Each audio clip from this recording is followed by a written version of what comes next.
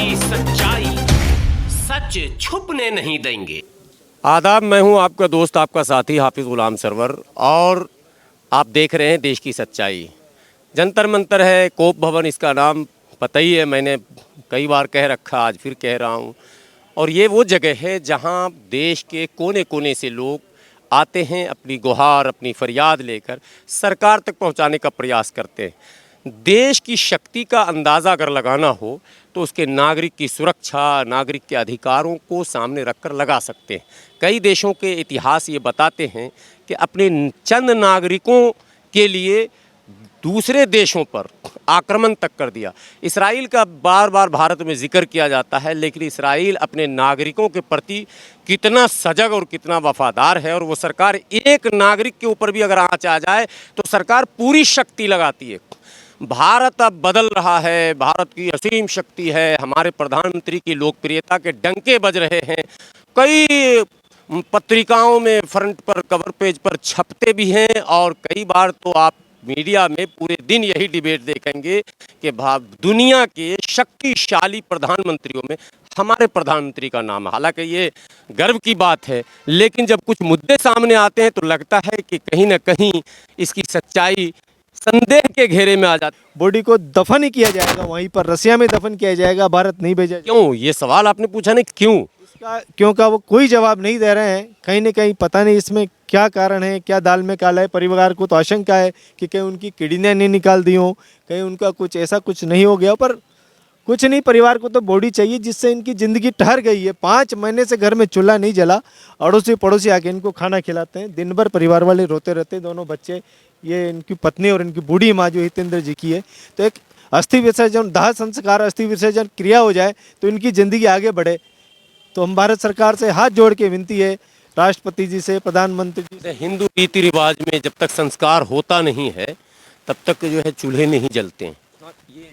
हाँ बिल्कुल, यही है कि जब तक अंतिम संस्कार नहीं होगा तब तक चूल्हे नहीं जलेंगे। मृत्यु की सूचना मिल गई, लेकिन इनकी ज़िंदगी ठहर गई है, चूल्हे नहीं जल रहे हैं।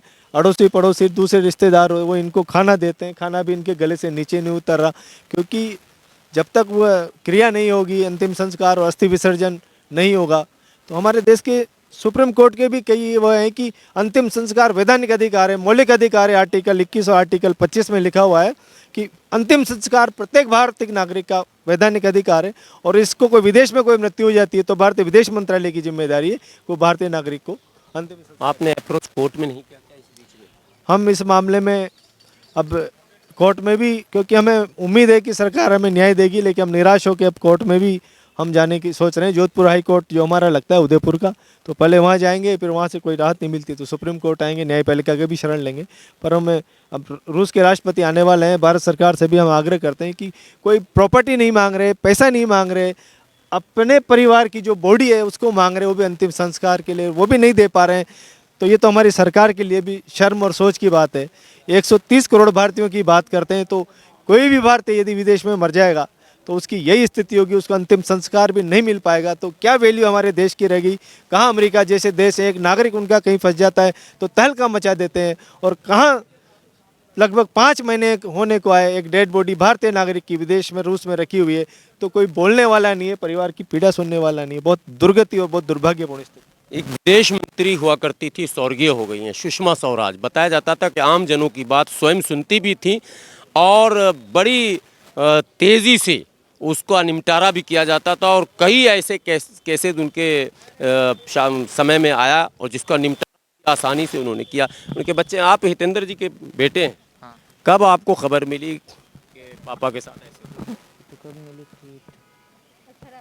18 अगस्त को मिली थी। ठीक, एक महीने बाद क्या खबर मिली आपको, कैसे मिली? कि उनकी डेथ हो गई है। किसने बताया?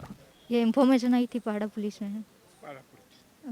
Police station. उसके बाद क्या लगा, थोड़ा बताइए। उसके बाद तो पता नहीं, ऐसे ही बोला कि उनकी डेड बॉडी हो गई, मतलब डेड बॉडी वहाँ रशिया में।